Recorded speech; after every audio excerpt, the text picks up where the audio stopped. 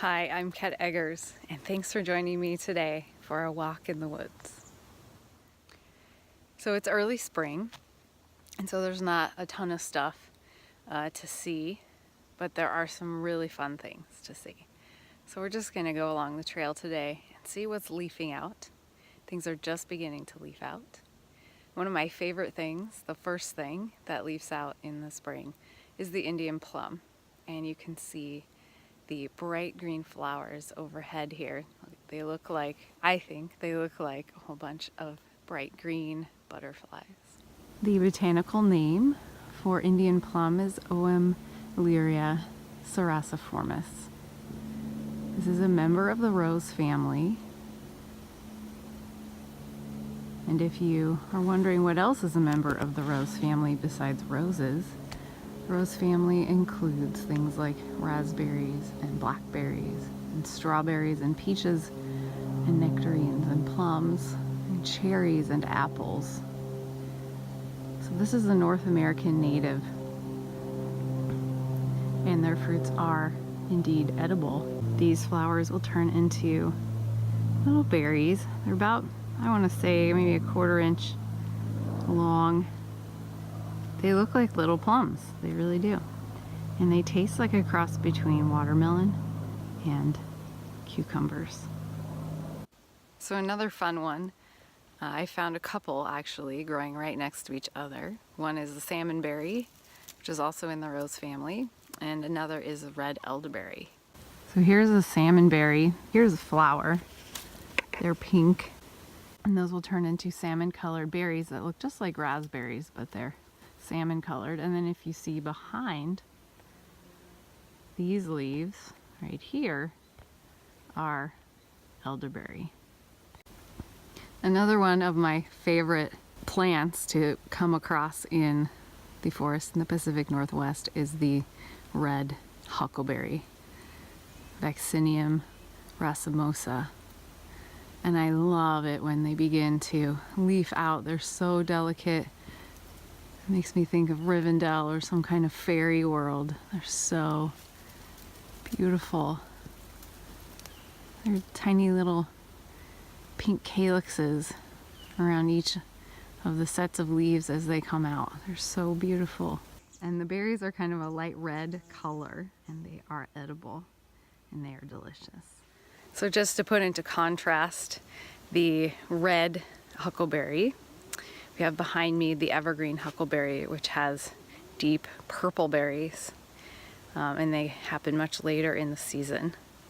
So we'll zoom in on the evergreen huckleberry, Vaccinium.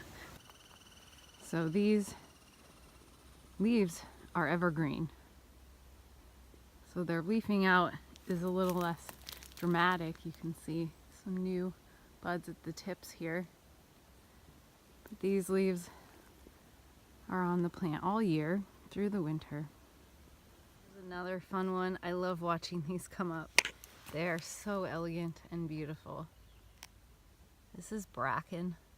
It's a type of deciduous fern. A very ancient species, and the roots are edible. They were eaten by the Native Americans. You can find bracken all over the world. So behind me we have English holly, Ilex aquifolium. Aquifolium means sharp tooth, and I'm sure that you recognize holly has bright red berries and is used a lot at Christmas time for decoration.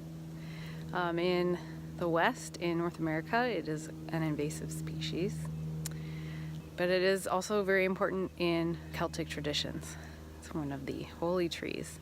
So we'll zoom in on holly so that next time you're walking through the forest, you can recognize it. So as you can see, it is a tree. It's pretty tall. It's probably 30 feet tall.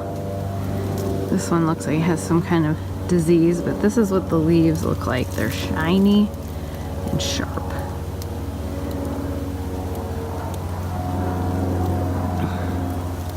And if we just pan over like 1 foot, you'll find another plant that looks very superficially, it looks very similar.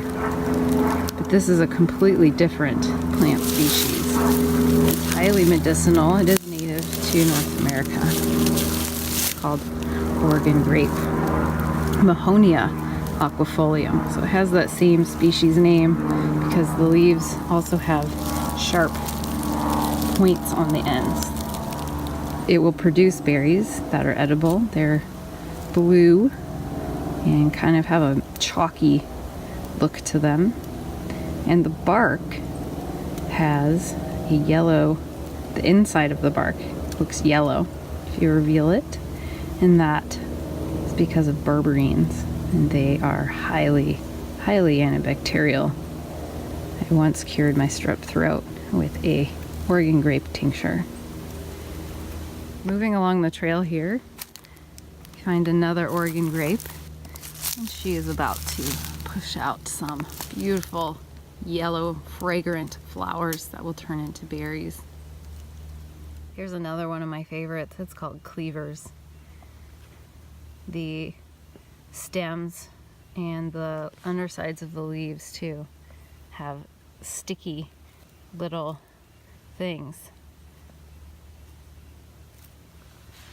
Nature's Velcro, some people call it. One of the common names also is bed straw. And these are a really powerful lymph tonic. Another beautiful bracken pushing up. The spiral is just gorgeous. So playful and elegant at the same time. One of the other things to find early spring is nettles. Nettles are very high in minerals, very nourishing. It's best to harvest them early spring before they get tough and start to flower and the leaves are really pretty much too tough to eat. I wouldn't harvest later than mid-April probably. Here is nettles in action, just pushing up out of the ground. Some people confuse nettles with mint because of the way the leaves are coming off opposite each other on the stem. But if you reached in to grab the stem, which you probably wouldn't want to do because they would sting you, you would find the stem was round, and all mints have square stems. And there is a species of mint that grows native here called hedge nettles that is a mint, and it is very hard to tell apart from this to people who are just learning. If we pan over, here we have more Oregon grape flowers. They're so close to opening. Here's more nettles.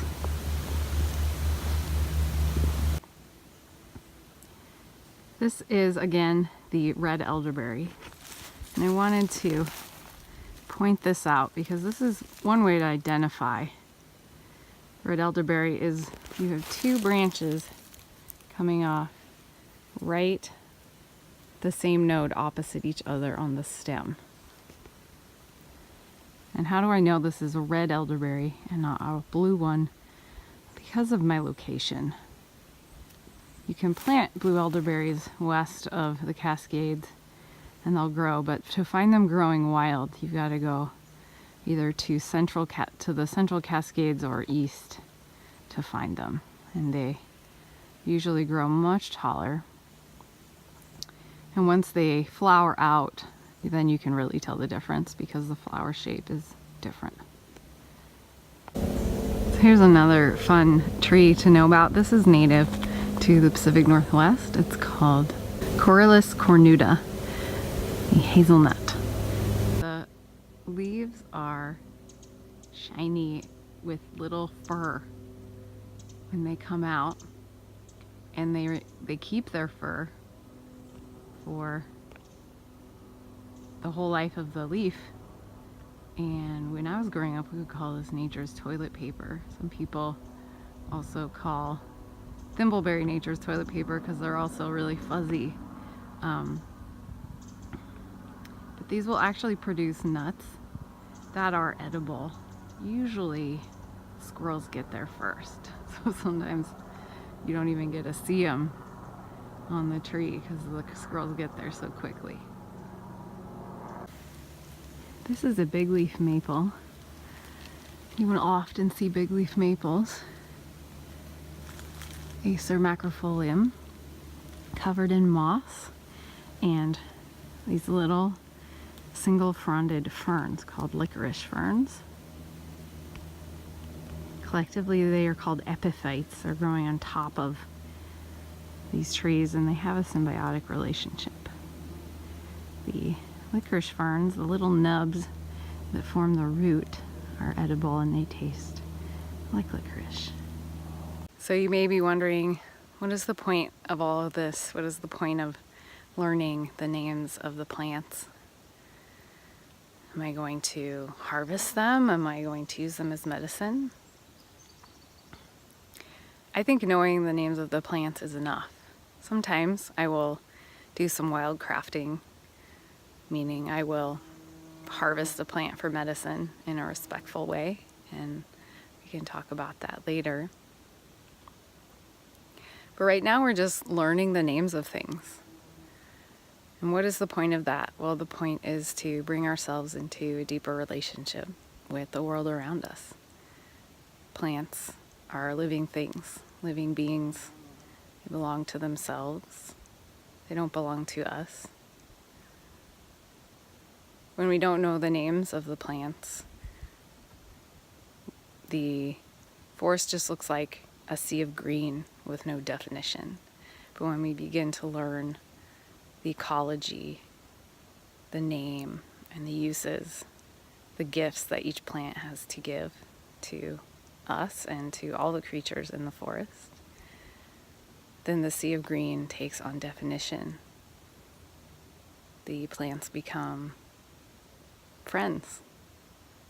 They become part of our community. So I invite you to take this information with you on your next plant walk and to simply say the names of each plant as you walk by. And with each saying of the name, it becomes a greeting.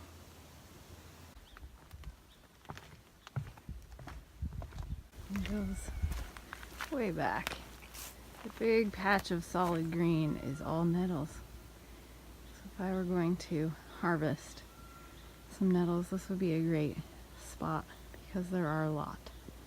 And that's one rule for harvesting, is you never take more than half. You never take the first one you see. You always want to harvest from an area where the plant is well established and there's a lot to leave behind. So another rule for harvesting is to always ask permission and to be respectful if the answer is no. And to always say thank you. And often we leave a blessing and a thank you in the form of tobacco. Sometimes I'll leave a little strand of my hair. Whatever feels inspiring to give as an expression of your thanks is most welcome and demonstrates the reciprocal nature of our relationship to all living things. Thanks for joining me today. It's been wonderful being with you. Subscribe to my channel to get updates about future videos. And if you'd like to join me for a plant walk here in Olympia, Washington, check out my website, dryadyoga.com. The divine in me honors the divine in you. Namaste.